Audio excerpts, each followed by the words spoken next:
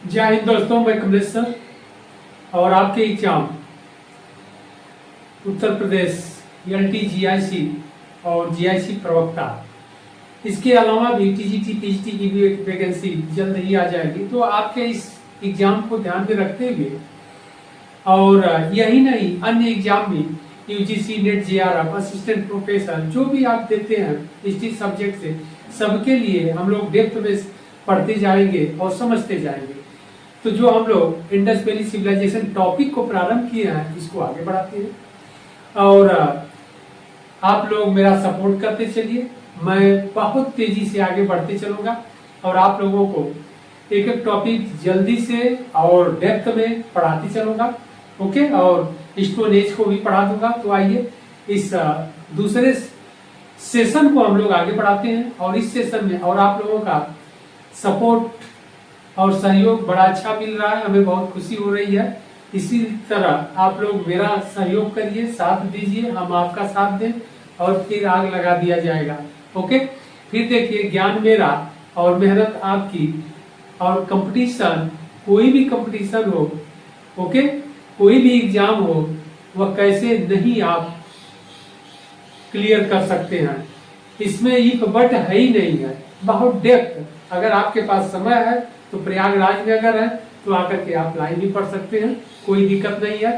नीचे दिए गए नंबरों पर आप संपर्क भी कर सकते हैं, अथवा कोचिंग संस्थान जो प्रयागराज में है, जो रील टाइप है, उसमें हम असिस्टेंट प्रोफेसर के लिए निःशुल्क इंटरव्यू का गाइडलाइन कुछ स्टूडेंट हैं उनको मैं दे रहा हूं, और जो लोग हैं आ सकते हैं और अन्य लोग भी उस एड्रेस पर आकर के पढ़ सकते हैं।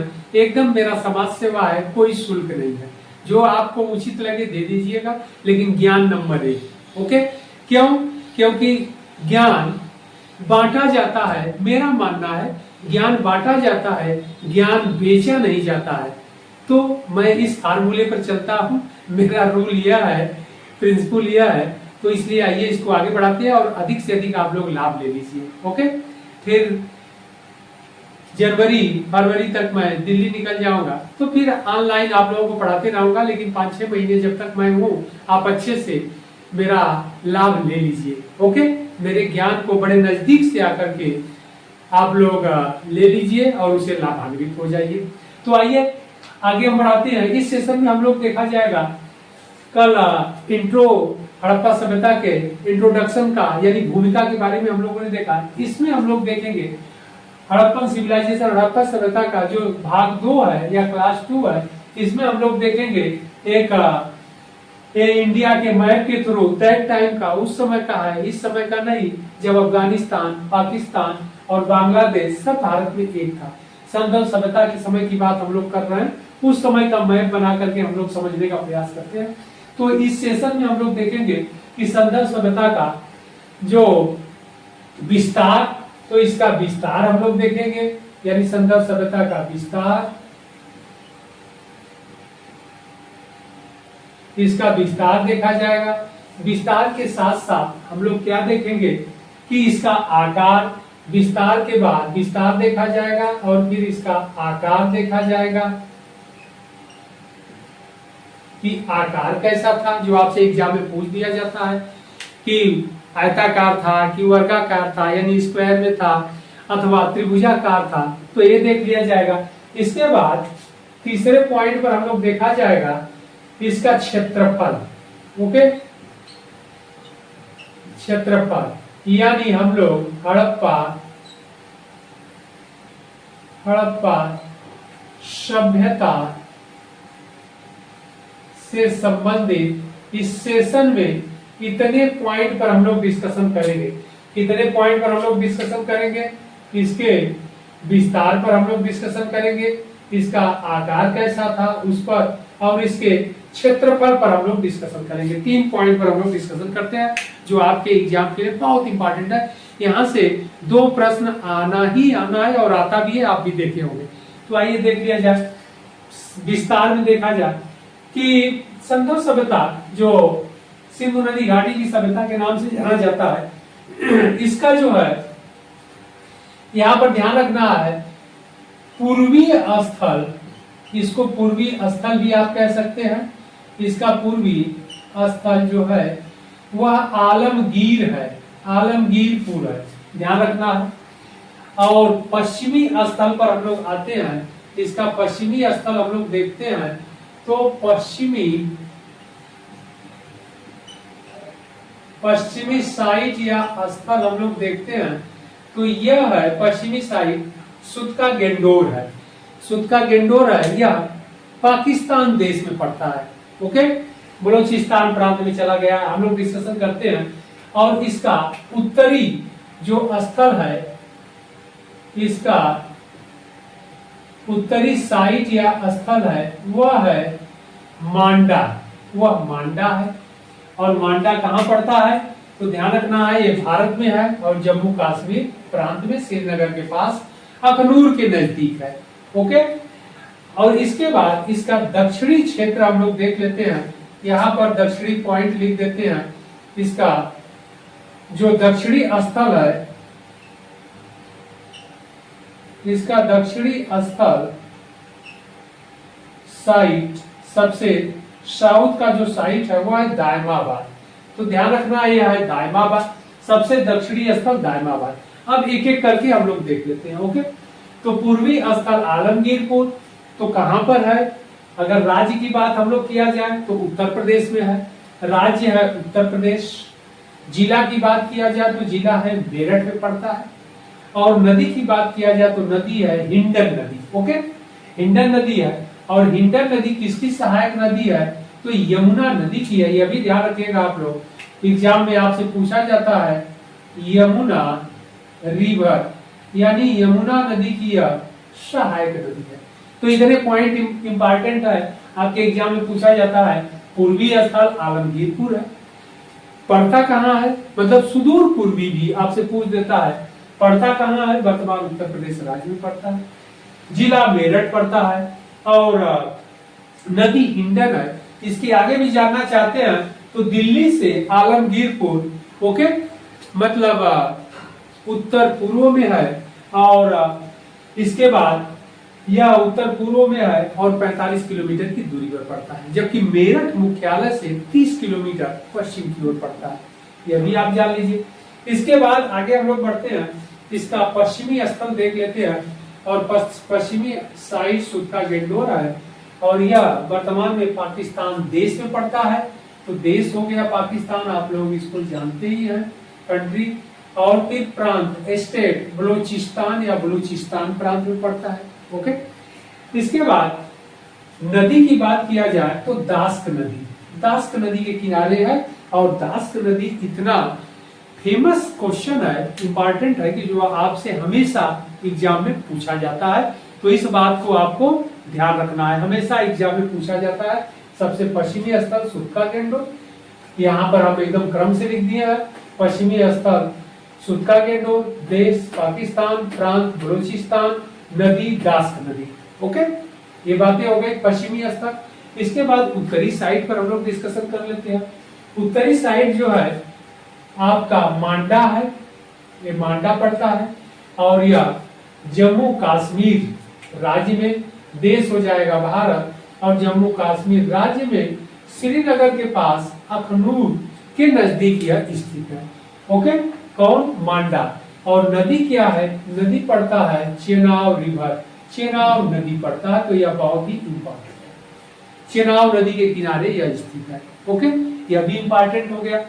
इसके बाद इसके साउथ का स्थल देख लिया जाए। साउथ में दायमाबाद, दायमाबाद अथवा इसी का नाम है दायमाबाद, इसी का नाम यहाँ पर मैं लिख देता हूँ, इसी का नाम दायमाबाद भी है, दायमाबाद। ओके, बुकों में आपको लिखा मिलेगा, दायमाबाद भी लिखा मिलता है, तो इसको भी ध्यान रखिएगा। तो दायमाबाद अथवा दायमाबाद। और राज्य क्या हो जाएगा? राज्य यानी स्टेट महाराष्ट्र हो जाएगा।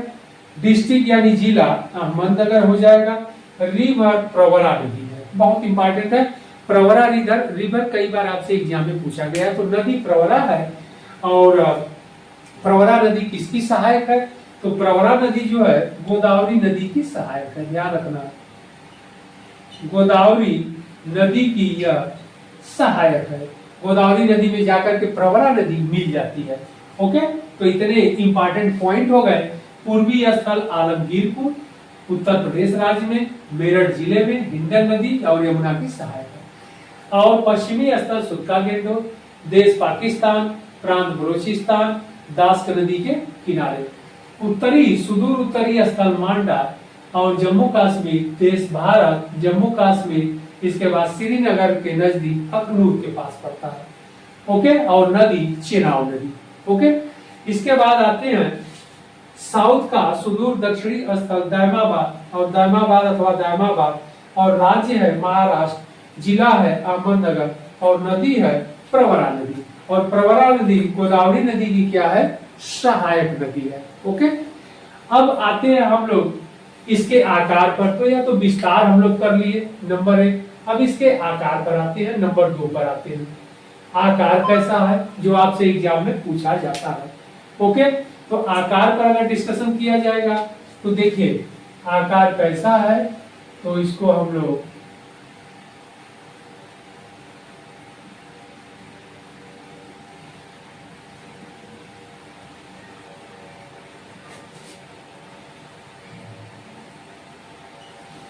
तो यह हो गया इसका आकार। ओके, और यहाँ पर फिर हम बना देते हैं इधर से, तो इसका यह आकार हो गया। यानी आकार जो हमें दिखाई दे रहा है वह त्रिभुजाकार, एक ब्लैक से हो गया, एक ऐसे हो गया, तो इसका आकार त्रिभुजाकार है। ओके, आकार क्या हो गया कि यह त्रिभुजाकार है।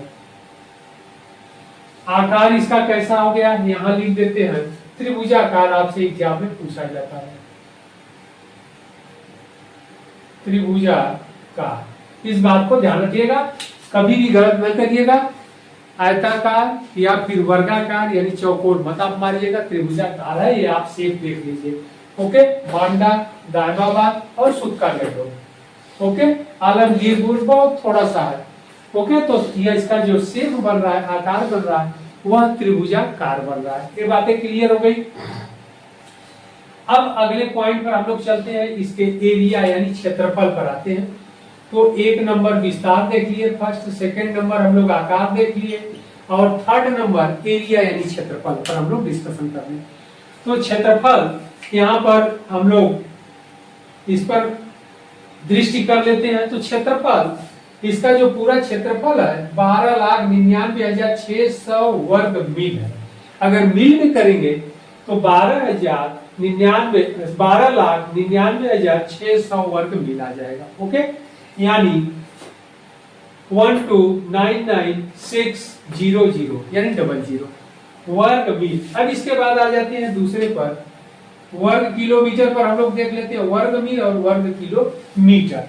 क्षेत्रफल हमेशा वर्ग में रहता है, ध्यान रखिएगा आप लोग एरिया के बारे में। तो यहाँ पर 20 लाख यानी लगभग 20 लाख वर्ग किलोमीटर है। तो यह आपका क्षेत्रफल भी हो गया, आप नोट कर लीजिएगा। कहीं कहीं बुकों में आपको सिर्फ एक ही रहता है, कहीं 12,99,600 वर्ग मील ही लिखा रहता है, और कहीं पर यह वर्ग किलोमीटर में लिखा रहता है, यानी 20 लाख वर्ग किलोमीटर। तो हमने दोनों लिख दिया और दोनों आपको बता दिया कि देखिए जब 12,99,600 रहेगा तो वह वर्ग मील रहेगा, इस बात को ध्यान रखना है, और जो 20 लाख रहेगा वर्ग किलोमीटर। ओके, तो इस प्रकार संदर्भ सभ्यता का हम लोगों ने विस्तार देख लिया, आकार देख लिया और इसका क्षेत्रफल। आकार त्रिभुजाकार, और यह क्वेश्चन बहुत आपसे पूछा जाता है, उत्तरी स्थल, दक्षिणी स्थल, पूर्वी स्थल और पश्चिमी स्थल। ओके, इसका क्षेत्रफल तो नहीं पूछा जाता लेकिन आपको जानना जरूरी है, और इसका आकार और इसके स्थलों के बारे में, और यह स्थल किन किन नदियों के किनारे स्थित है यह भी पूछा जाता है, तो बहुत इंपॉर्टेंट है।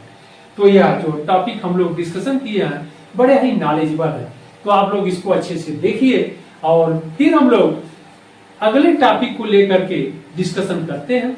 ओके, तब तक के लिए धन्यवाद, जय हिंद, और आप लोग सपोर्ट करते रहिए। ओके।